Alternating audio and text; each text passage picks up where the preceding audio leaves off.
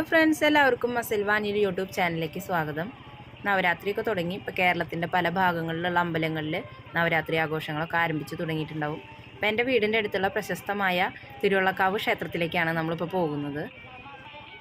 കേരളത്തിലെ തൃശ്ശൂർ ജില്ലയിലെ ചേർപ്പ് പഞ്ചായത്തിലെ പെരുവനം ഗ്രാമത്തിലാണ് ഈ ക്ഷേത്രം ഉള്ളത്.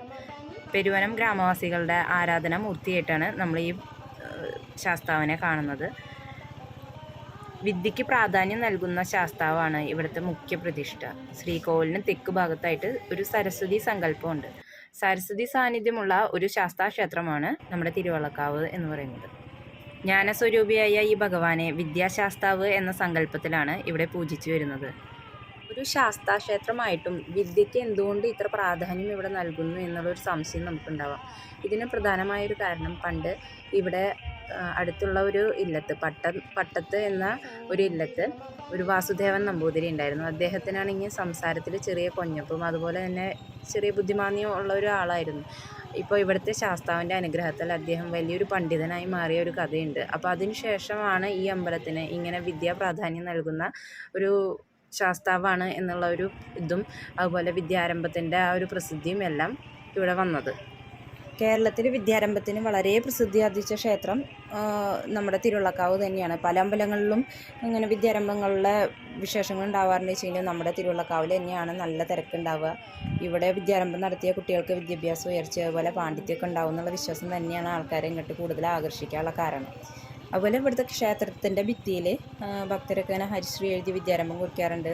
ഉപദേവനായിട്ട് ഗണപതിയാണുള്ളത്. പിന്നെ വിദ്യാരംഭം, വിജയദശമി എന്നിവ തന്നെയാണ് ഇവിടുത്തെ പ്രധാന ആഘോഷങ്ങൾ കേട്ടോ.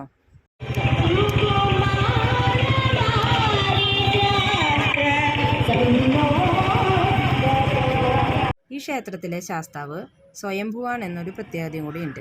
അതുപോലെ തന്നെ മഹാനവമി ദിവസവും മീനമാസത്തിലെ അത്തം നാളും ഒഴികെ ബാക്കി എല്ലാ ദിവസവും ഇവിടെ വിദ്യാരംഭം നടത്താറുണ്ട്. വിദ്യാ തടസ്സം അകലാനും അതുപോലെ കലാസാഹിത്യ മേഖലകളിലൊക്കെ ഉയർച്ചയ്ക്കായിട്ടൊക്കെ ധാരാളം ആളുകൾ ഇവിടെ ദർശനം നടത്താറുണ്ട്. സാരസ്വത പുഷ്പാഞ്ജലി, സാരസ്വത നെയ്യ്, ഇതൊക്കെ ഇവിടുത്തെ പ്രധാന വഴിപാടുകളാണ്. അപ്പോൾ എഴുത്തിനിരുത്തുന്ന കുട്ടിയെ ശാസ്താവിൻ്റെ നടക്കിൽ തൊഴിച്ച് തീർത്ഥം കുടിച്ച് പുഷ്പാഞ്ജലിയും നെയ്വിളക്കും അതുപോലെ നാവുനാരായി നടക്കിൽ വയ്ക്കുക എന്നീ വഴിപാടുകളെല്ലാം ചെയ്തതിന് ശേഷം സരസ്വതി മണ്ഡപത്തിൽ പോയി ആചാര്യൻ അവിടെ കുട്ടിയെ മടിയിൽ വെച്ച് ഉണക്കലരിയിൽ എഴുതിക്കും. അങ്ങനെ 2 ദിവസത്തേക്കുള്ള ഉണക്കലരി നമുക്ക് തന്നയക്കും വീട്ടിലേക്ക്. അപ്പോൾ ആ സമയത്ത് നമ്മളൊരു ദക്ഷിണ ആചാര്യന് കൊടുക്കുക. അതിനുശേഷം 2 ദിവസത്തിന് ശേഷം കുട്ടിക്ക് ആരി കൊണ്ട് പായസം വെച്ച് കൊടുക്കുക. ഇതാണ് നമ്മൾ എഴുത്തിനിരുത്തുന്ന ഒരു ചടങ്ങ് എന്ന് പറയുന്നത്.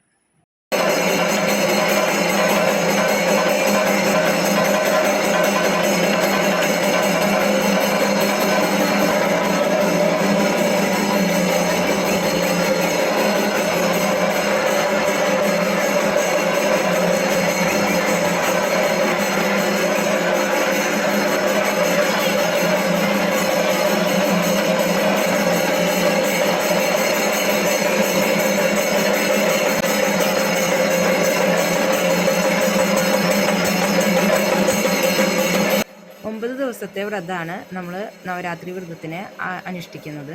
ഇവിടെ വ്രതാരംഭം തുടങ്ങുന്ന മുതൽ തന്നെ നമ്മുടെ അമ്പലത്തിൽ വിവിധ ഇനം കലാപരിപാടികൾ അതുപോലെ കുട്ടികളുടെ അരങ്ങേറ്റം ഇതെല്ലാം നടക്കുന്നുണ്ട്.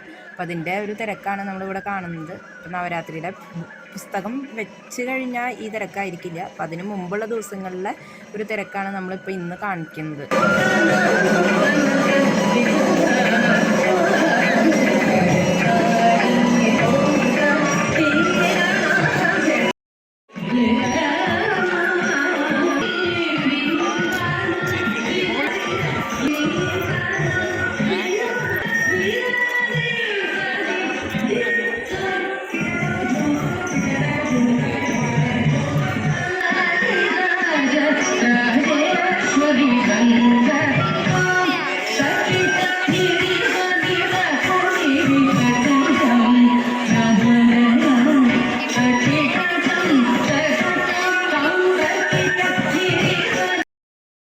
ഇപ്പോൾ എനിക്കറിയാവുന്ന അറിവുകളും അതുപോലെ മറ്റുള്ളവർ പറഞ്ഞു തന്നിട്ടുള്ള അറിവുകളും എല്ലാം ചേർത്താണ് നമ്മളിപ്പോൾ ഇത് പറഞ്ഞിരിക്കുന്നത്. എന്തെങ്കിലും തെറ്റുണ്ടെങ്കിൽ ക്ഷമിക്കുക. അതുപോലെ തന്നെ നിങ്ങൾക്ക് അറിയാവുന്ന അറിവുകൾ കമൻറ്റ് ബോക്സിൽ രേഖപ്പെടുത്തുക. അപ്പോൾ അടുത്തൊരു വീഡിയോയുമായിട്ട് നമുക്ക് വീണ്ടും കാണാം. താങ്ക്